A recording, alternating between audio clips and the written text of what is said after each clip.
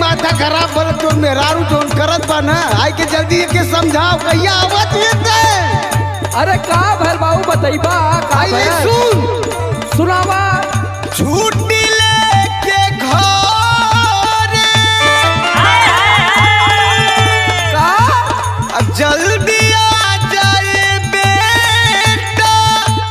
अरे अरे ई बनलो इज्जतिया ना सतबा। ई तू का कहत बाबू आई सुन सुनावा। छम छम मोबाइल बाजत बा छम छम मोबाइल बाजत बा छतवे पापा तोहिया नाचत बा।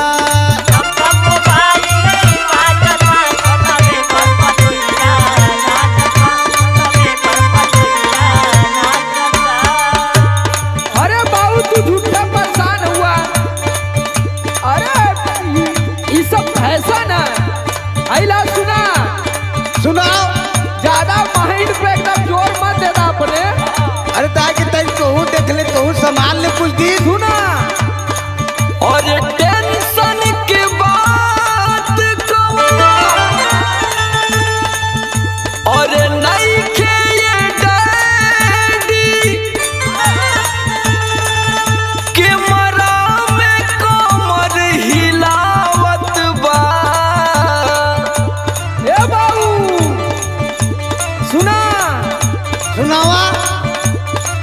इंटरनेट चलावत बा इंटरनेट चलावत बा शॉर्ट वीडियो पतोहिया बनावत बा।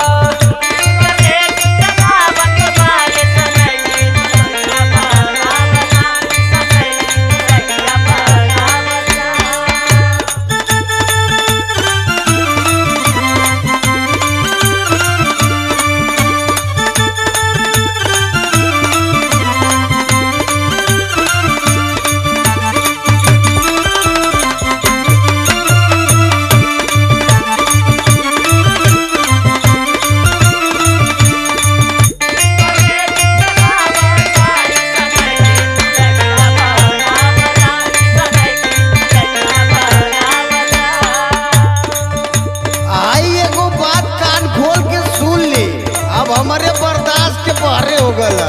का भल बाबू अब का भयल। अरे ऐसा साड़ी खोल के नाचत बा वही छत्ते पर दिन बचाए जहाँ शुरू हो जाते ओके देख देख के कुल दुश्मनवा ससुर मजा लेता हुआ।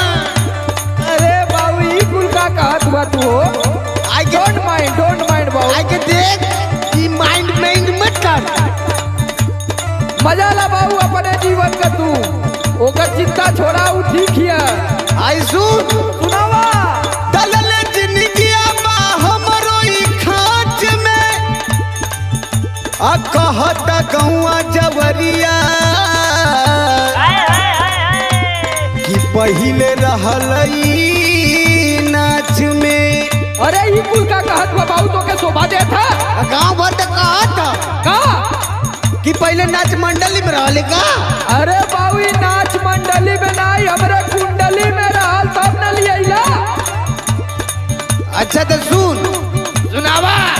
बान्ही के कमर में साड़ी के फेटा ई बरवो नहीं ढाकत बा। अरे अरे अरे छम छम मोबाइल बाजत बा छम छम मोबाइल बाजत बा छतवे पापा तोहिया नाचत बा।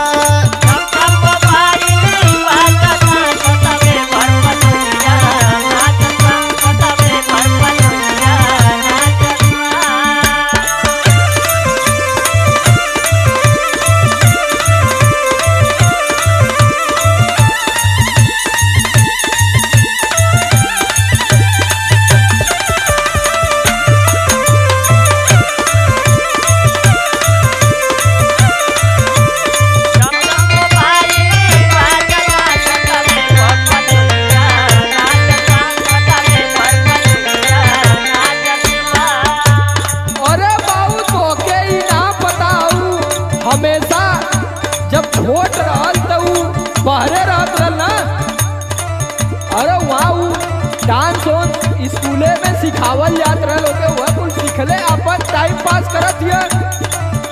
तू झूठा परेशान हुआ। अरे तई बाहरे थोड़ो ही गाँव सुना सुना सुनावा। कलेक्टर भयल हुआ तू वहाँ से जाके रहल वाला रिकैया से दिल्ली में, यही से एडवांस बा।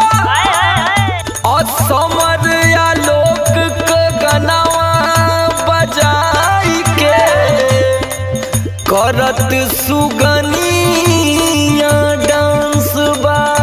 अरे जब इतना एडवांस है तो कहीं मास्टराइल बन गई। सुना बाबू सुना, तू तो एकदम छिछिया गिला हो। और जरदार जान और जरदार बाउल, इज्जत तोहार बढ़ावत बा।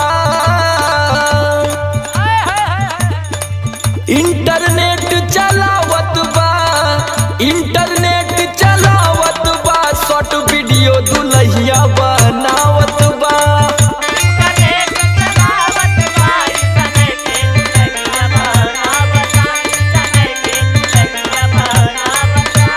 छम छम मोबाइल बाजत बा, छतवे पापा तोहिया नाचत बा।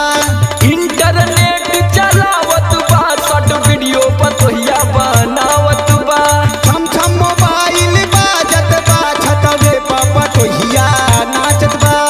इंटरनेट चलावत बा, शॉर्ट वीडियो दुल्हिया बनावत बा। रे जो सारे आज ओकर मोबाइलिए फोड़ दिला, झंझट खत्म हो जा। अरे बाबू ज्यादा ज्यादा रहे था वही में खुश ही होके खुश रहे था। तू का हम बताई तो के।